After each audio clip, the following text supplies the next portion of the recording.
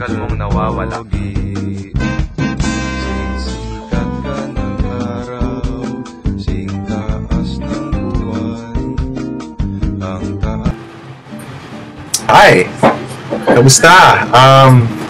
How was your day? I hope it's fine. Thank you very much. Well, yesterday, alam mo naman, nakita mo naman, nag-shoot na tayo. So, nakailan na ba tayo? I think yung episode natin, nakuha mo na yung number, di ba? So ngayon, ang ituturo ko naman sa'yo, kung paano ang diskarte mo, kung paano mo ite-text yung babae. Actually, medyo madali lang naman yun eh. Pag nakuha mo yung number, te-text mo agad. Siyempre, hindi naman talaga ginagawa, di ba? Pero, based on my experience, usually ang ginagawa ko, the next day ko siya tinetext. Pag tinext ko siya the next day, sisimulan ko sa good morning, how's your day? Well, the usual na ganun lang. Pero I'm sure meron ka pang ibang idea dyan. Pero sa akin kasi gumana yun eh.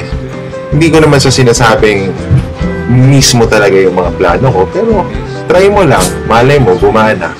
So text mo siya, good morning, how are you? Pag di-reply yun, who's this or sino ka? Sasagutin mo, well, ako yung kausap mo hapon, ako yung humingi ng number mo. Pero not because hiningi ko yung number mo is gusto na kitang ka-text me. Something like that.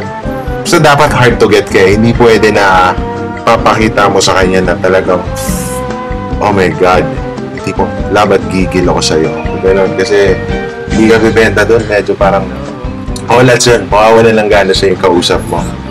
So, isa sa mga experience ko dati, like, yung pinento ko nga, di ba? Nakuha ko yung number niya sa may bandang CR. The next day, hindi ko pa siya tinext nun. Siguro inabot pa ako ng mga isa't kalahating araw bago ko siya tinext. Tinext ko siya mga bandang 3:00 na ng hapon nun.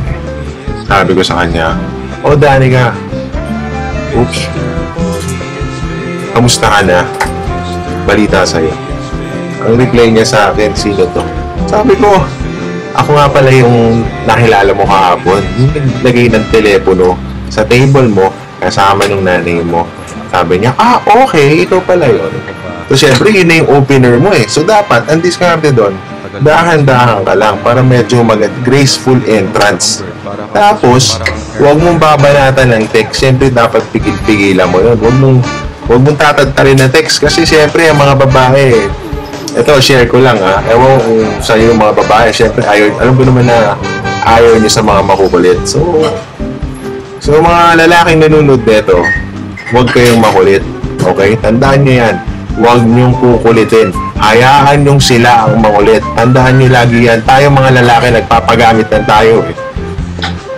Hindi ko sinabi magpagamit tayo in other way pero tama lang yun na smoothly lang. Kung ang text mo, hi, hello. Tapos, after 4-3 messages, tapos na yun. Hayaan mo na, huwag mong kukulitin. Para naman at least kahit paano mamiss tayo. Yun, kung mamimiss tayo. Ang question. So, ano ang dapat mong gawin para mamiss tayo nung ka-text mo? Hindi ko sinabing i-text mo siya ng I miss you. Hindi ko naman sinabi siyang i-text mo siya ng namimiss mo ba ako.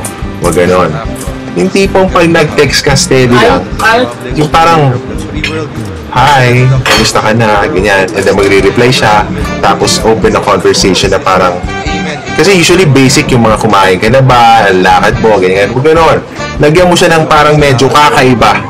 As in, kakaibang question na hindi mo akalain na itatanong niya o itatanong mo sa kanya. Tulad na, anong bigas ang gamit nito sa bahay nyo? Kasi, alam mo ba, ang mga bigas niyan, medyo high-graded yung bigas eh. So, hindi naman sa nagmamayabang ako. Text mo siya. Hindi naman sa nagmamayabang ako. Ang bigas namin sa bahay, brown rice. Kasi, medyo, health conscious ako. Kita niyo naman siguro sa katawan ko, di ba? Health conscious. Well, you can see, medyo pawis na pawis ako today kasi galing akong parking lot.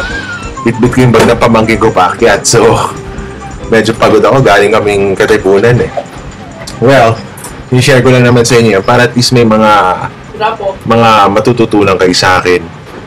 And tulad ng sinabi ko, huwag mong kukulitin yung babae para hindi magalit sa'yo.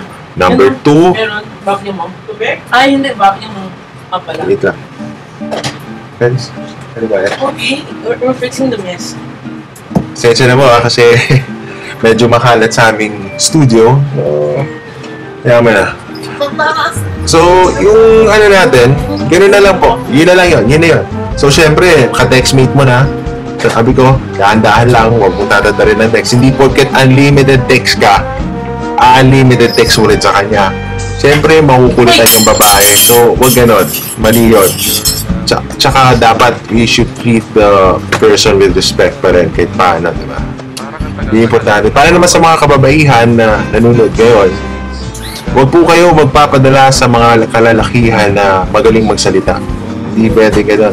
Dapat tingnan nyo sa mga lalaki is yung mga suplado, yung mga hard to get. Kasi pag yung tinignan nyo sa mga lalaki is yung mga easy to get na pwede nyo ututoy. Walang kwenta yun.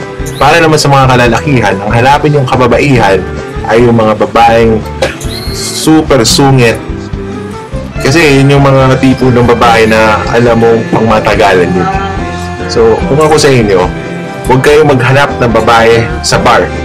Maghanap kayo ng babae ng umaga. Sa mga matitinong lugar kasi wala kayong mahanap na babaeng matino sa bar eh. Unless kilala nyo na at nag-meet up lang kayo. So, ngayon, dahil ka-textmate mo na siya, tuloy-tuloy lang yon. Bigyan mo ng mga 3 days, 4 days, 5 days, tsaka ka mag-aya ng date. So, as of today, yun na yung mga opener natin sa text. Ka-text mo yung babae. Hanggang doon na muna tayo kasi, alam mo na, medyo mahirap magturo na tuloy-tuloy. Siyempre, medyo mawawang ka ng gana nun eh. So, dapat, smoothly. Like ngayon, kung hawak mo ang telepono mo, i-text mo na. Sabihin mo, hi, kamusta ka na? Magre-reply yun, replyan mo. At eto pa, dapat ikaw ang palaging mahuling magti-text. Huwag mong didedmahin ang isang babae. Tandaan mo yan. Hanggang doon na lang po tayo. Ano man naman, medyo pagod na ako. Baka bumaba muna ako at kailangan ko na magpaka-physically fit. Kasi napapadalas na yung gym ko ngayon eh. So gusto ko dapat medyo balance kasi medyo lumalaki na yung tiyan ko para smooth sailing. Okay, so paano ba yan? Bye!